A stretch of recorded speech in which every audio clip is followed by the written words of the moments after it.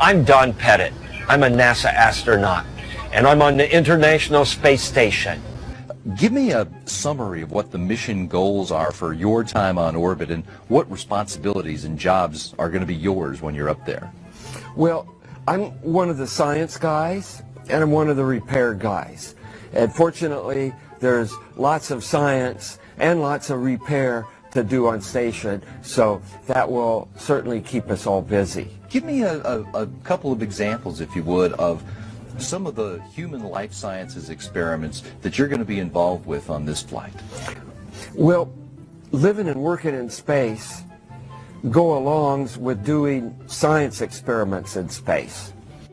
And so we would stretch our clothing out longer than what it was initially intended. Initially, we were to wear a pair of underwear and socks and a t-shirt for 3 days, and having no way to wash these aids in a weightless environment, then they're just discarded as rags to mop up stuff, and then finally discarded with a fiery deorbit trajectory into Earth's atmosphere. We stretched our clothing out to 8 to 10 days. And we would wait until we started to get a little rash around our waist before we change our underwear.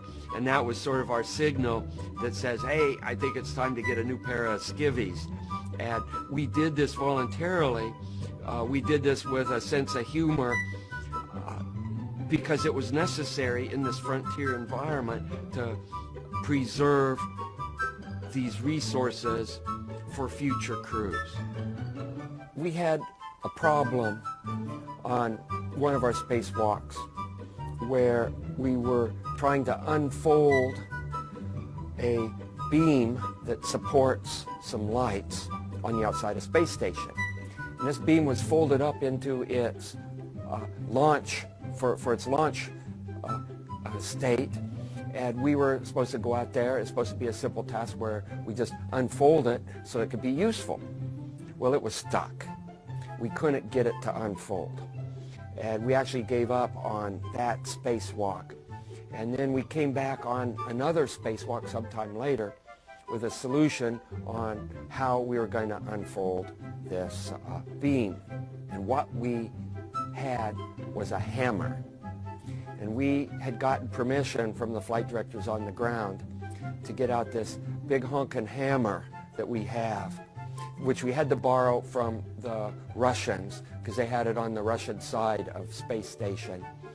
And the hammers we tend to have on the NASA side of the space station might be something that a jeweler would use to repair a watch, you know, a very precise little dainty hammer that you could do precision pounding with.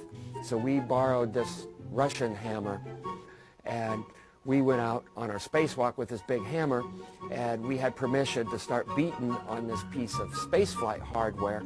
And again, this is a hardware that when it's on the ground, you have to treat it with gloves on. Literally, you have to handle it with gloves. And so we were out there with this hammer beating on this stanchion, and it finally broke loose, and we were able to put it in its final and useful configuration.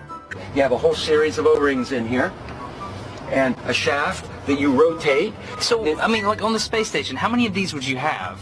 7, because we have 7 windows. What happens if you get a leak on that? Then you have a leak. You just have a leak. And what you would do is... You lose air. Got him! Yeah, you would probably seal the whole cupola off. And then there's probably a plan. I don't know off the top of my head, but there's probably a plan. I'd go to the moon in a nanosecond. The problem is we don't have the technology to do that anymore. We used to, but we destroyed that technology, and it's a painful process to build it back again. When you said that just now, did it sound stupid to you? Kind of.